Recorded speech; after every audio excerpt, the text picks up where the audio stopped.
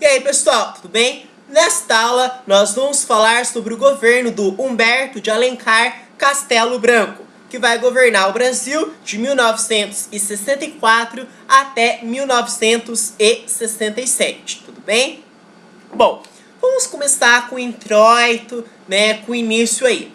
No dia 11 de abril de 1964, com a concordância relutante de Costa e Silva, foi eleito presidente provisório o general Humberto de Alencar Castelo Branco, com 361 votos dados por um congresso já expurgado, tá?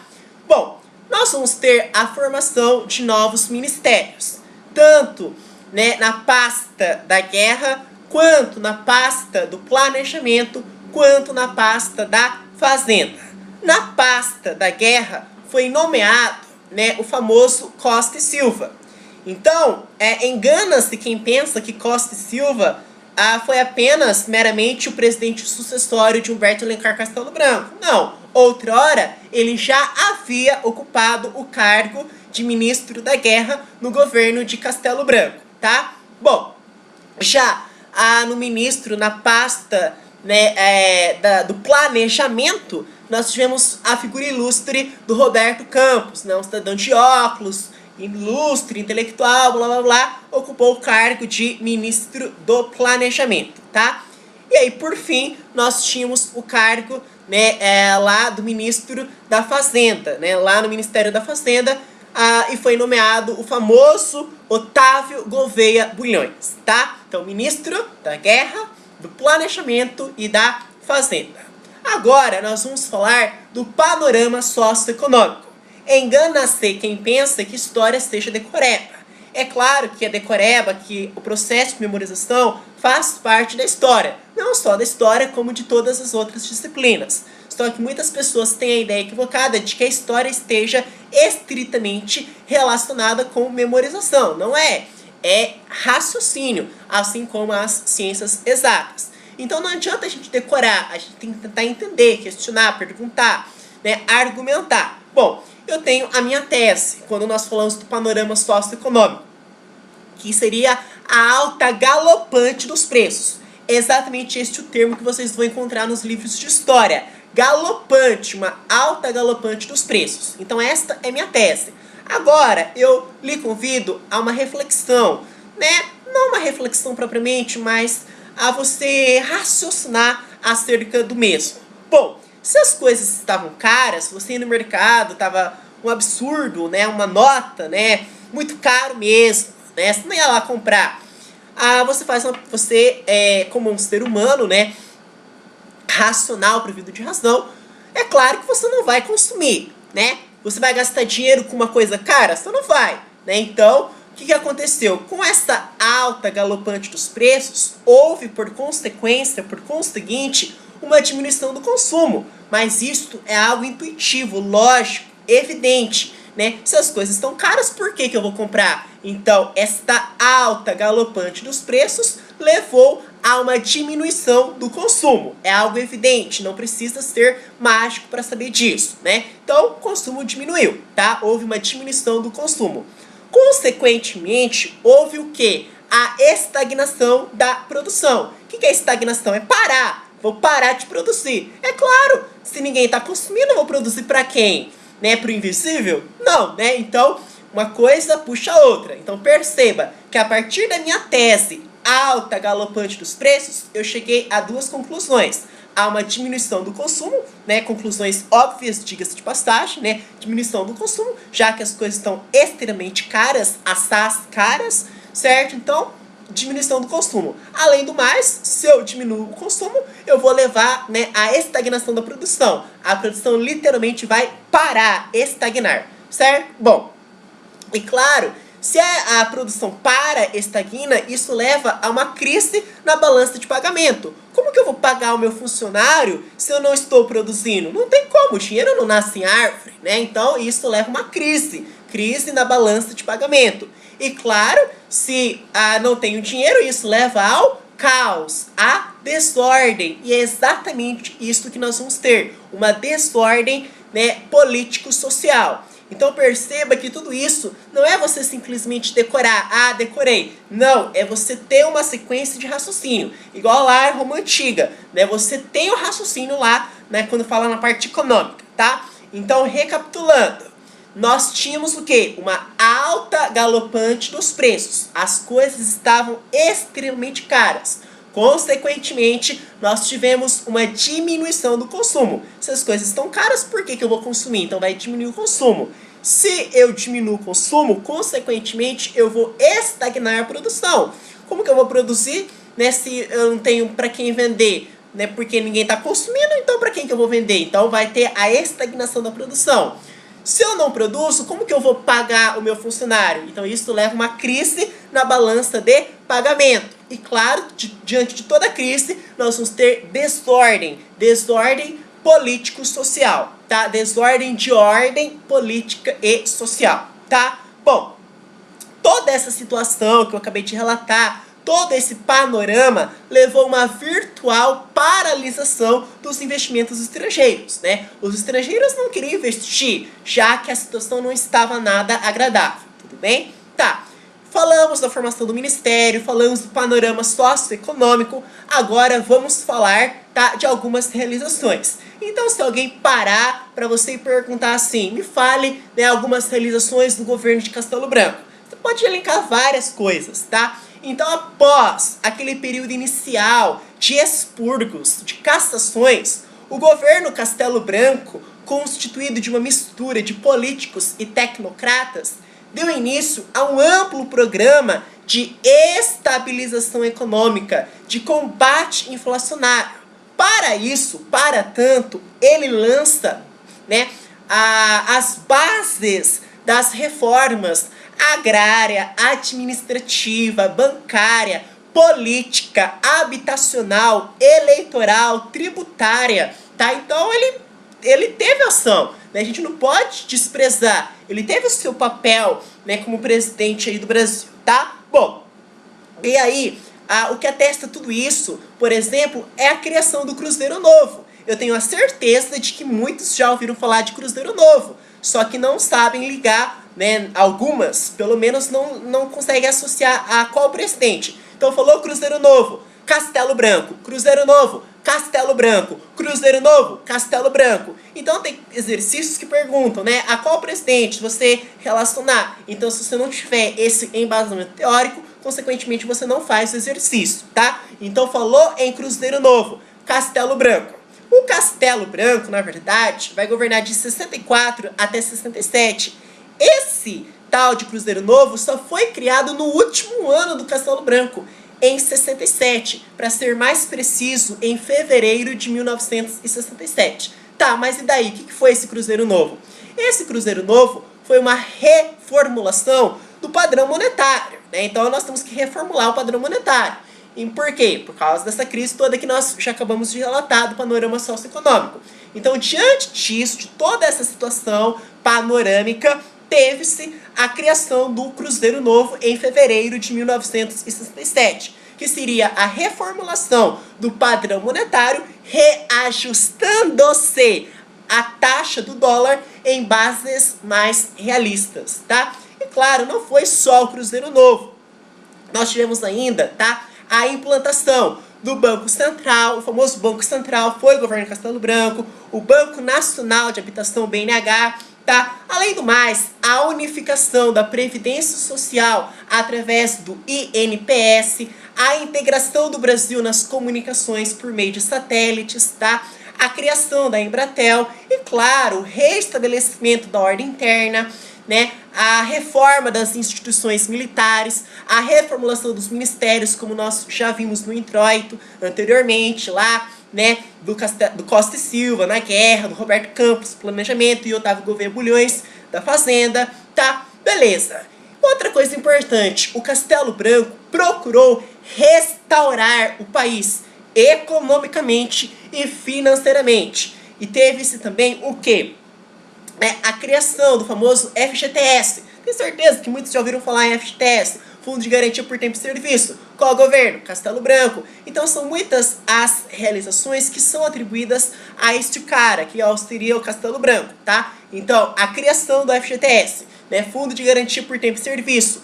E diga-se de passagem que no seu último ano, né, a última coisa que ele faz, que foi o que vai dar desfecho ao seu governo, foi a instituição, né, da Lei de Segurança Nacional. Né, foi, diga-se de passagem, o último ato do Castelo Branco antes de morrer, tá? Então nós falamos de algumas realizações. Agora nós vamos falar da criação do SNI, do Serviço Nacional de Informações. 2 meses depois, né, após ele governar, começar o seu governo, né, para ser mais preciso, no dia 13 de junho, né, porque ele governa em abril, aí no dia 13 de junho, o que vai acontecer? Ele vai colocar um cidadão chamado Golbery, ou Golbery, eu não sei qual é a pronúncia correta, do Couto e Silva, na chefia do órgão do Serviço Nacional de Informações. Que seria espiar, né, dar aquela bisbilhotada, olhar como estão as coisas, né? Então ele vai criar esse tal de Serviço Nacional de Informações, que ficou conhecido como SNI, quando 2 meses depois, após tomar posse. Para ser mais preciso, no dia 13 de junho de no caso, 1964, né? Ele vai colocar o general golpista Golbery, ou Golbery, do Couto e Silva, na chefia do órgão, tá? Agora, nós vamos falar da prorrogação do mandato. Bom, ele, né, decidiu-se em 64, no primeiro ano que ele governa, para ser preciso, em julho, nas férias, né, em julho de 64, decidiu-se, então, pela prorrogação, tá? O Castelo Branco iria governar propriamente, precisamente, até janeiro de 66. Já estava tudo certo, tudo definido, que o Castelo Branco ia governar até janeiro de 66. Sem mais, sem menos. Até janeiro de 66. Acontece que seu governo foi prorrogado um ano depois. Ou, se estava programado para ele terminar em 66, um ano depois, 67. Só que em março de 67, tá? Entendeu? Então, em julho de 64, nas férias de julho de 1964, decidiu-se pela prorrogação do mandato de Castelo Branco, que até então iria governar até janeiro de 66, mas que passaria a governar até março de 67, tá? Outra coisa importante é o AI-2, o Ato Institucional número 2. É claro que os governos militares foram recheados de milhares de atos institucionais. Só que nós não vamos dar todos, até porque não cai no vestibular, né? Os mais importantes, pelo menos, tá? Bom, esse AI-2, como eu gosto de colocar datas, né? Isso depende de professor para professor. Eu gosto de ter o domínio. Não é ter o domínio, é ter o domínio, mas você se localizar no tempo, né? Facilita o seu esquema, né? Sei lá, porque tá tudo aqui, né? Assim, modéstia à parte, mas facilita né, a assimilação. Parece que você entende mais.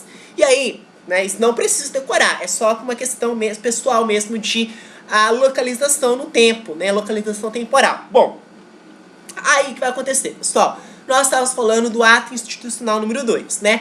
Este ato, tá? Aconteceu um ano depois do Castelo Branco tomar posse. Ou seja, se ele tomar posse em abril de 64, um ano depois seria 65.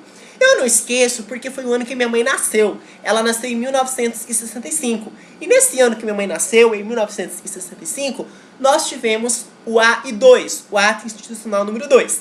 Para ser preciso, no dia 27 de outubro de 1965. Você não precisa saber que foi no dia 27 de outubro. Se você souber que foi no ano de 65, já está de ótimo tamanho, tá? De bom tamanho. Bom, tá, mas não adianta você saber a data se você não souber o conteúdo, não é? O mais importante, o que esse ato institucional número 2 fez? Pessoal, o que todos os livros trazem é que ele suprimiu o pluripartidarismo. Até então havia partido X, partido Y, partido Z. O que esse ato institucional faz? Suprimiu todos os partidos. Todos os partidos existentes. Então acaba com os partidos. É exatamente isso que o AI-2 vai fazer. Vai acabar, não é acabar, mas vai suprimir. Eu gosto desse termo, né?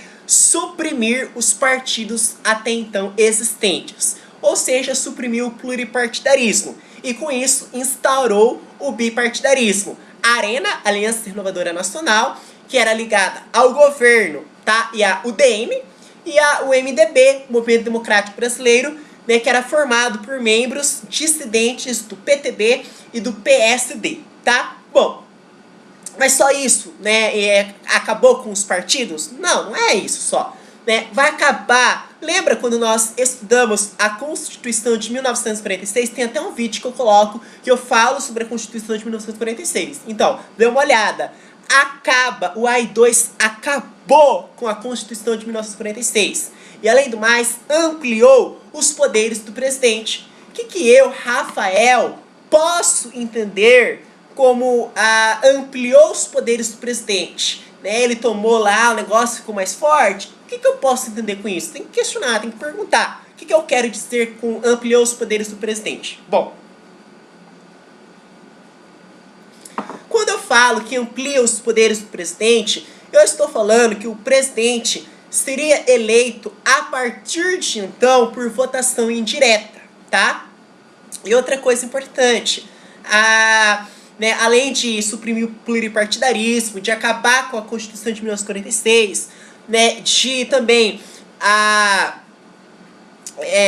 que eu falei, de ampliar os poderes do presidente, ele vai fazer o que também? Esse ato institucional número 2 vai deixar o país nas mãos da justiça militar. Então, se você fosse fazer uma prova da FUVEST, segunda etapa, discursiva, tiver que escrever e perguntasse assim, aponte 4 características acerca do ato institucional número 2. O que você colocaria? Você colocaria o que todo mundo colocaria. A única coisa, não estou desmerecendo de hipótese alguma, mas é o mais consensual entre os estudantes, que é acabar com o pluripartidarismo e instaurar o bipartidarismo. Tá, beleza. Mas são 4 coisas que a FUVEST perguntou. Tá, primeira coisa você já sabe. Segunda coisa, acaba com a Constituição de 1946. Tá. Terceira coisa, amplia os poderes do presidente, que passaria a partir de então ser eleito por votação indireta.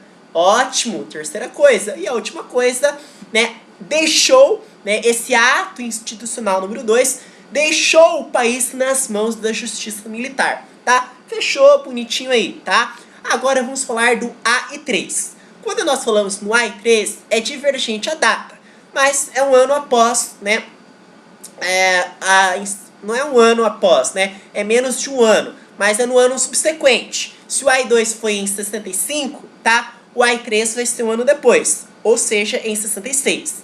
Aí em fevereiro de 66. No começo do ano seguinte já vai ser decretado o ato institucional número 3, tá? Tem livro que fala 5 de fevereiro, tem livro que traz 12 de fevereiro, mas o mais consensual é 12 de fevereiro. Mas não importa se foi no dia 5 ou se foi no dia 12, tá? Eu vou adotar, porque eu tenho que ter um posicionamento, 12 de fevereiro, tá? Poderia adotar 5, mas enfim, o que fala esse AI-3? Esse AI-3, tá? Ele estabeleceu, ele estabeleceu, este é o termo, estabeleceu, tá? Eleições indiretas para os governos estaduais. Lembra, eu tinha vários governos, governo aqui, outro governo aqui, que são os governos estaduais. E esse ato institucional número 3 estabeleceu eleições indiretas para os governos estaduais a cargo das assembleias legislativas. Então, se uma FUVEST perguntasse, fala sobre o AI-3, você teria que ser conciso, né, e objetivo. O AI-3 estabeleceu eleições indiretas para os governos estaduais a cargo das assembleias legislativas, tá? Bom, então nós falamos da formação do ministério, do panorama socioeconômico, né, de algumas realizações, da criação do STNI, né, da prorrogação do mandato, né, do AI-2, do AI-3. E aí, para terminar, né, nós vamos ter a Constituição, né, a de 67. Na verdade, o que vai acontecer? O governo preparou, tá, e encaminhou para o Congresso um projeto de autoria de Carlos Medeiros da Silva, que na época, até então, era ministro da Justiça, tá?